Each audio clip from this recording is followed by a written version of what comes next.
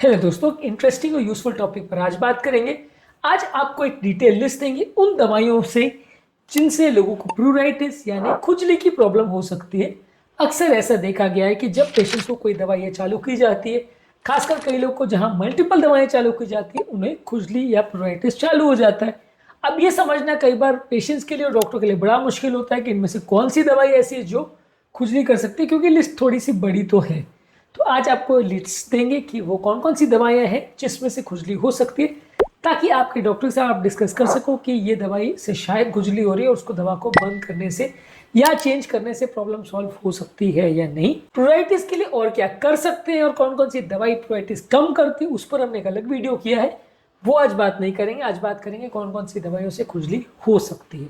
Topic important है और exclusive है, इसलिए इस पर जाने से पहले जो लोग हमारे चैनल पर नए हैं उन्हें रिक्वेस्ट करूंगा कि चैनल को सब्सक्राइब करें, वीडियोस को लाइक करें, शेयर करें, फॉलो करें, कमेंट करें, पूरा देखें। सबसे पहले बात करेंगे एक डिटेल लिस्ट के बारे में जो दवाइयाँ खुजली प्लूराइटिस करती है।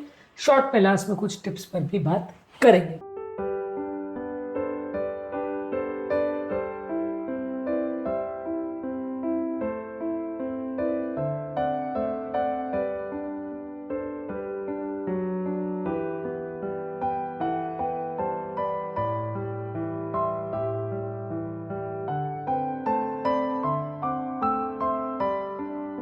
सबसे पहले एंटीबायोटिक यानी कीटाणुनाशक दवा में पेनिसिलिन, अमोक्सिसिलिन, एम्पिसिलिन इनसे हो सकता है। सिफेलोस्पोरिन ग्रुप की सिफेलैक्सिम और सिफुरोक्साम से हो सकता है।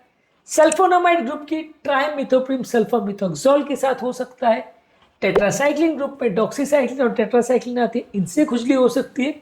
फ्लोरोक्विनोलोन यानी सिप्रोफ्लॉक्सासिन और लीवोफ्लॉक्सासिन दवाइयों से भी खुजली हो सकती है। इसके अलावा एंटी फंगल मेडिसिन में एम्फोटेरिसिन बी, इट्राकोनेजोल और किनरोकोनेजोल से खुजली हो सकती है। एंटीवायरल मेडिसिन में एसाइक्लोविर, वैलसाइक्लोविर और इंटरफेरॉन जो कि हेपेटाइटिस सी में यूज किया जाता है, इससे खुजली हो सकती है। बीपी के लिए यूज की जाने वाली दवा एसी इनहिबिटर्स यानी लिस्नोप्रिल, एनारप्रिल, इन ग्रुप से दवाई से खुजली हो सकती है।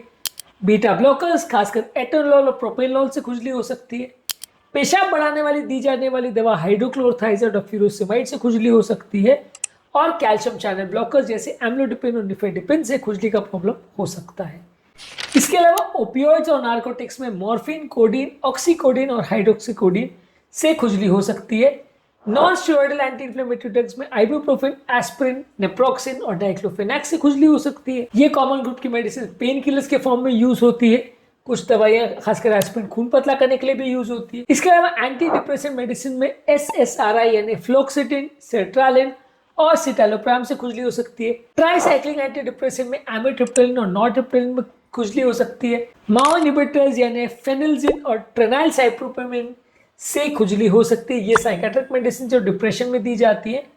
साइकोसिस यानी पागलपन के लिए दी जाने वाली दवा हेलोपेरिडोल, ओलानजापिन, रिस्पेरिडोन और क्विटापिन से खुजली हो सकती है।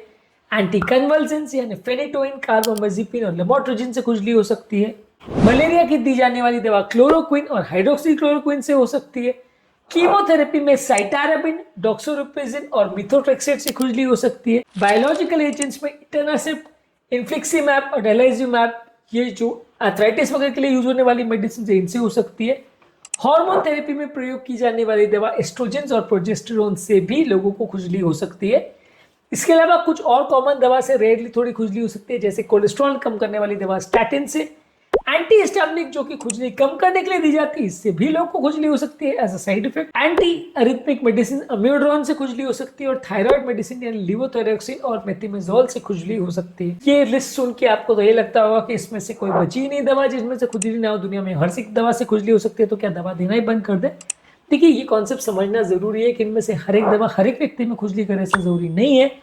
पर यदि आपको खुजली चल रही है और अगर कोई दवा चालू करने के बाद हुई, तो आप इनमें से कारण ढूंढ सकते हैं कि यदि इनमें से आपको कोई दवा चल रही है तो फिर उनमें से 2-3 जो पॉसिबल है उनको बंद करके देखिए, फिर एक एक करके उनमें से रीस्टार्ट करके देखिए कि खुजली कम हो रही है कि नहीं। यदि खुजली फिर भी चल रही है तो इसका मतलब कोई और कारण है।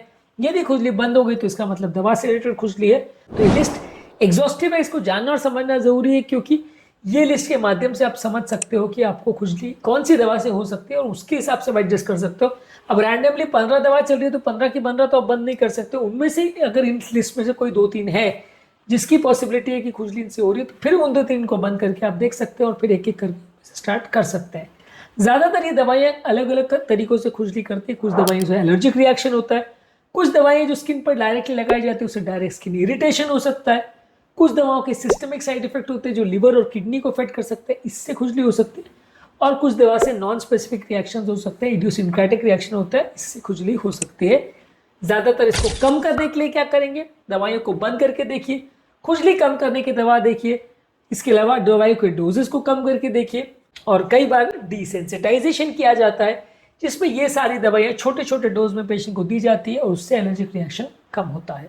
दवाइयों से होने वाले एलर्जिक रिएक्शन के मैनेजमेंट में क्या क्या कर सकते हैं, इस पर हमने एक अलग वीडियो किया है, डिटेल में जहाँ डिस्कशन करिए उस वीडियो को जरूर चेकआउट करें। आज के टॉपिक में हमने आपको एक डिटेल लिस्ट दी जो कि काफ़ी एग्जॉस्टिव थी कि कौन कौन सी दवाइयों से लोगों को खुजली हो सकती है, और सरप्राइजिंगली ये लिस्ट बहुत बड़ी और लगभग एंडलेस जैसी लिस्ट, बड़ी लिस्ट है, तो इसलिए इसको जानना और समझना जरूरी है। और यदि इनमें से आपको कोई दवा है जिससे कि चालू करने के बाद आपको खुजली बढ़ी है, तो आप अपने डॉक्टर के साथ उसको डिस्कस कर सकते हैं और ज़रूर पड़े तो दवा को चेंज करवा सकते हैं।